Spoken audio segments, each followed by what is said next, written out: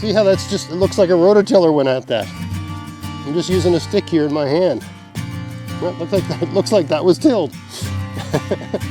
But all we did was plant potatoes and wait out a growing season. I didn't do anything else.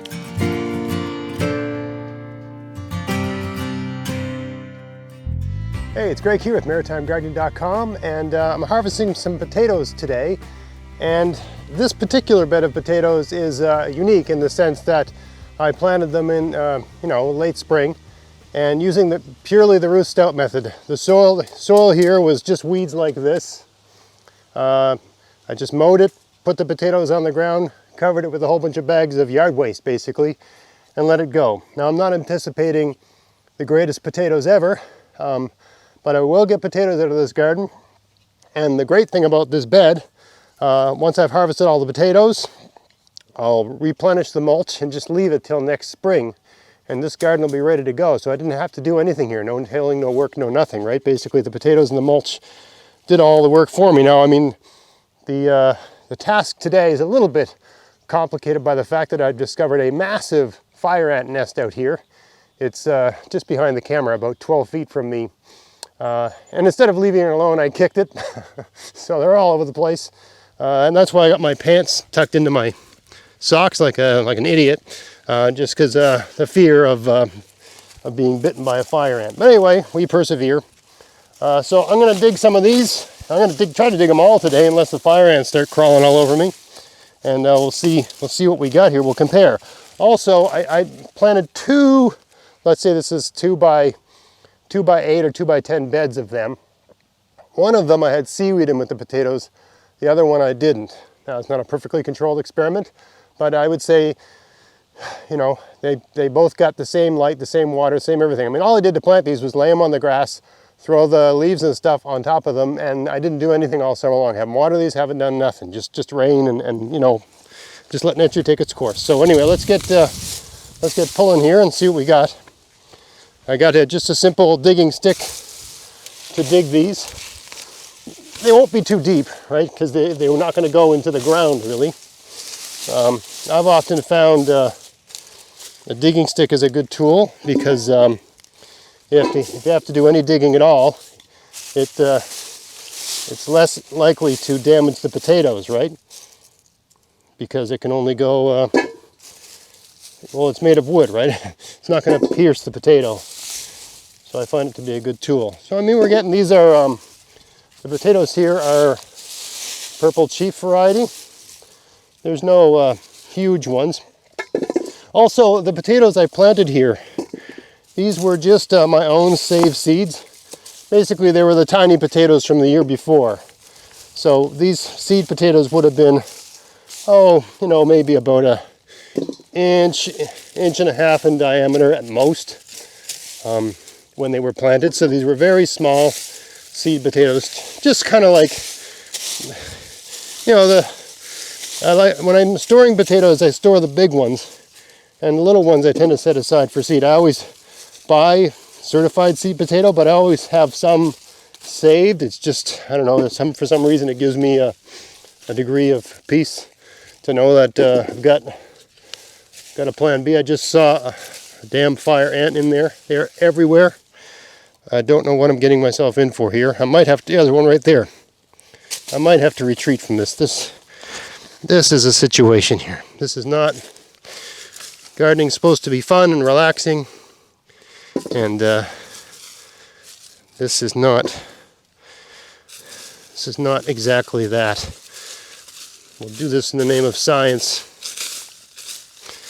Certainly, so I mean, my practice for harvesting when there's fire ants is I tuck my pants into my socks. So maybe this could be a video unto itself just about that one topic. And every couple seconds I just do a little check to see if they're crawling up my legs, right? But if you've got that, at least they can't go up your pants and, into your nether regions. You don't want that. I think that one was just a scout. Hopefully, anyway. Hopefully it was just a scout looking for new territory. Maybe because I kicked his nest in. I don't know, they'll probably rebuild that nest. I'm gonna have to get some, if you wanna watch my video, how to kill an ant nest, I'll put a link to that at the end. You just use a combination of borax and sugar. They bring that back to their queen, back to their nest, feed it to everybody, and they all get poisoned to death. And normally I leave the ants alone. Got no problem with ants. And I've got videos, lots of videos where I've mentioned that I don't care about ants, and I think they're net on the whole beneficial in a garden, rather than deleterious. But a fire ant's a whole another prospect. No, you want your kids to come out in your garden and have a good time, and if they're constantly afraid of being attacked by fire ants, they're never going to have a good time in your garden. And I mean, they're not even indigenous to this part of the world. They're an invasive species and don't belong here. So, you know, there'll be no, they're here now. I mean, it's amazing how long we call invasive species invasive. I mean, they're here. They're never gonna leave. They're gonna be with us a long time, right? There's gonna the only thing that would take them out would be a major climatic change of some kind. It just makes it unable for them to overwinter here. We need global warming to reverse itself, basically. We need it to become too cold for them. Whereas I'm guessing since they're doing fine, it has become just right for them. Anyway, we're getting some decent sizes here. Now, if you're wondering why I'm not going at this with a pitchfork and stuff like that, remember I just planted these ladies on top of the grass, so they're not deep, right? And again, maybe I'll show you in other parts of my garden. I've got same varieties of potatoes planted elsewhere. And in the soil, normally I like to plant the potatoes about wrist deep in the soil, and then I mulch over top. But for these, I just laid them on the grass because I wanted to show how effective the Ruth Stout method is for claiming new space, basically for taking a weedy patch and turning it into a garden. Right? It totally works. It probably took me a couple, 5-10 minutes to make this garden. And here I am with an absolute abundance of food. Not just anything, too. This is a calorie crop. This is, most of your vegetables, they're like, I should change the camera here. I'll say most of your vegetables, they have a food value and they've got nutrition, maybe some protein. But a lot of vegetables you grow in your garden they don't have a caloric value. And the great thing about potatoes is that they have a caloric value. They give you energy, right? Think about how many different calorie crops actually grow well. Geez, these ones turned out pretty good. It's a nice one. That could just be the quality of the seed potato as opposed to the growing conditions. Who knows? There's a nice one too. Actually, all the potatoes at this end seem to be, there's one that was half eaten by probably a vole or something. People always ask me, doesn't that mulch give you moles and voles? Yeah, it does. And I would say, I don't even know if, I often give the number of 10% loss, but I don't even know if it's that.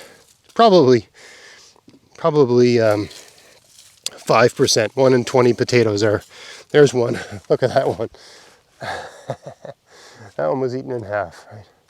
I'd say it's 1 in 20 potatoes are eaten, damaged, or what have you by moles and voles. That one's a bit green, so I'll toss it. The key to using this technique to grow potatoes, I think that's the seed potato, is to have enough mulch to cover the potatoes so that the sun doesn't go on them when they as the mulch breaks down. Right, you gotta have enough mulch so it's still there when the plant dies. But look at the soil now. This was weeds, and now, just with this primitive digging tool, right? You got decent soil, right? It's not amazing soil. It's a bit clay and so on, but it looks pretty good. Let me bring the camera and show you a little bit closer. Yeah, I mean, check this out. I mean, this was just weedy ground, weedy clay soil, right? The seaweed is all, pretty sure this was the side where we had the seaweed. I could be wrong. I could have my sides mixed up, but I think this is where we had the seaweed. And that's completely disappeared. And any grass clippings have disappeared. Oh, another potato. But I mean, the soil is on its way. That's a seed potato. Like the used up seed potato. So yeah, see how that's just, it looks like a rototiller went at that. I'm just using a stick here in my hand.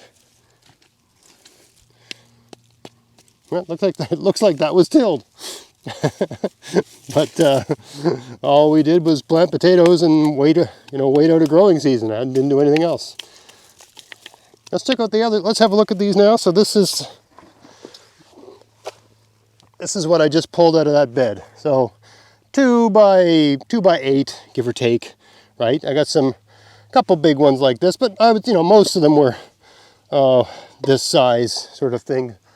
Nothing amazing, nothing that would win you the county fair, but still, for the work put in, right? And now I've got a bed that's all ready for planting next year with whatever I want. I mean, this is outside my garden fence, so I mean, there's only certain things I can plant out here that won't get eaten by the deer and the rabbits and the porcupines and all that stuff. But still, there's lots of things I can plant out here like that, right? Garlic, any kind of onion. I find pumpkins seem to be left alone by my deer here anyway. Tomatoes seem to be left alone. Potatoes, of course. Right? Anyway, let's check out the other side where I'll have to check my records, but I think this is the seaweed side. Let's check out the non-seaweed side. I think it's possible that the bigger potatoes were towards this end because this is the way the water's going. It's a downhill grade. Perhaps these ones over here got the most water and sort of the most resources. That could be why. I really can't say. That's my best guess. Let's check out the other side. Man, it's dicey out here. Just while repositioning the camera, I had 3 fire ants on my pants, or like on my socks and pants. So hopefully they don't have like a auxiliary nest. And if you find them in one place, they're probably everywhere, right? But anyway, I'll just have to. So if I look a little bit skittish here, it's because they tend to just erupt when you almost like a swarm of bees, right? They just tend to erupt when you get them. Well, I'm not finding any potatoes here. This is the side that didn't get the seaweed, as I recall. Nothing. Oh, there's one. Okay. But also, I'm noticing it's just the tiniest little ones, almost like nothing potatoes. Okay, there's one there. But on the flip side, I'm also not noticing a whole lot of weeds. Seems to have been, because I had a lot more sticks over here. There's a nice one there. It's not bad. It's respectable. Fair to middling. There's a nice one. Yeah, that's not bad. All right. I mean, so they seem to be fewer here, but the ones I am finding have more size. Well, notwithstanding the odd puny one, right?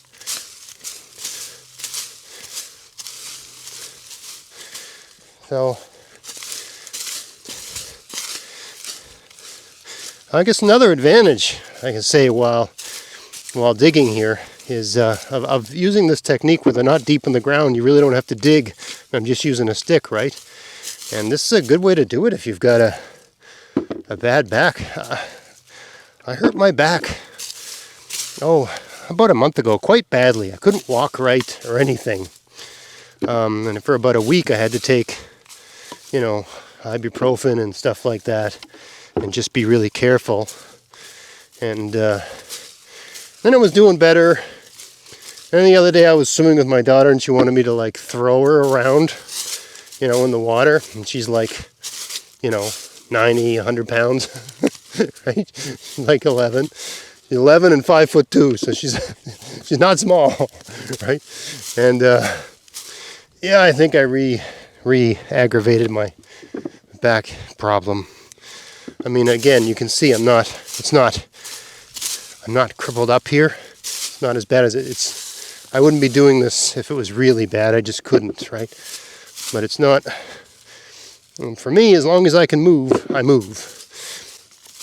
And I know there's going to be people commenting, you know, why don't you go do this? Why don't you go do that? Do this, do that, do this. You know, so thanks for your comments. You know, it's, I don't, this is a gardening channel. If you haven't noticed this before, I don't tend to give people health advice.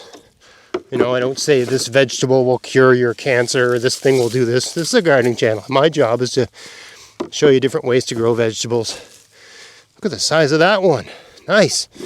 Yeah, I try to stay away from being a, you know, health guru. I'm not. I didn't study that. I don't really know much more than anyone else. I know a lot less than a doctor, that's for sure. So, anyway, I'm not gonna. Sure, give me your best remedy for a bad back, whatever you think. But I'm not gonna talk about exactly what I do or don't do. Just take it easy and keep an eye on it, and you know, try to keep moving, but don't overdo it. And I would prefer to be doing this on my knees, but I am too scared to get on my knees in this garden today with these damn fire ants. Oh, lots of different weeds here. I think it's pigweed there. I got pigweed and this, look at that potato. Nice. I got a kind of wild rose here called multiflora that just insists upon itself, for lack of a better term. It's got a love of life that will not be denied. Very tenacious. Oh, look at the potatoes right along the wood there. If you ever have like a wooden log or a rock or something like that, always check out your edges, because potatoes have an affinity for edges like nothing, right? Same with carrots for that matter. They tend to, probably because there's more water there and, you know, it doesn't dry out, right? They tend to, you know how to find, they seem to just know how to find the resources they need. Look at that. Maybe the seaweed was over here, because that looks like the kind of junk. Maybe that's what, potatoes are on average bigger over here. Maybe I put the seaweed on this side, because this is sea junk, basically. This is the kind of junk you get in with seaweed, always different kinds of plastic. I can't really see, I mean, any seaweed that was here has broken down. Just seaweed breaks down pretty fast. I'll have to check that video and see which side actually had the seaweed, but boy, I have to guess it was this side. If the size of the potato is any indication of anything, there's bigger. I don't think we're getting as many here. Maybe as many. Maybe. We're almost done here. But boy, yeah, we got some size here. Nothing, no record breakers. Nothing like that, right? But yeah, we're just talking performance. I think this garden's a winner. I mean, it could just be that I put the mulch on heavier here. I really don't know. I'll put it up on the screen. Let's look at these side by side. Yeah, so here's the ones I think were seaweed potatoes, and here's the ones I think weren't. I really don't know. Yield, maybe this one, I don't know which one's which. I don't know. Anyway, this side, I'll put the text up on the screen to keep things clear, but this side up here, I think it gave me more potatoes. Yeah, I think this one here is more, weighs more, feels like more weight to me. Yeah, slightly more. But on average, we got some big ones, but I would say the ones that were down below were bigger on average. Now, it just could be the varieties I planted. I really don't know. I mean, it's just so hard to say. That's the problem with using very small samples for any kind of experiment. You don't really have, the results are far from conclusive. Anyway, aside from the seaweed versus no seaweed question, which I'm not even sure if it made any difference at all, this is a really good way to take, just weed, lawn, whatever, and turn it into, ready, soil ready for the next year, right? During this year I grew potatoes. Who doesn't like potatoes? Easy to store, easy to keep.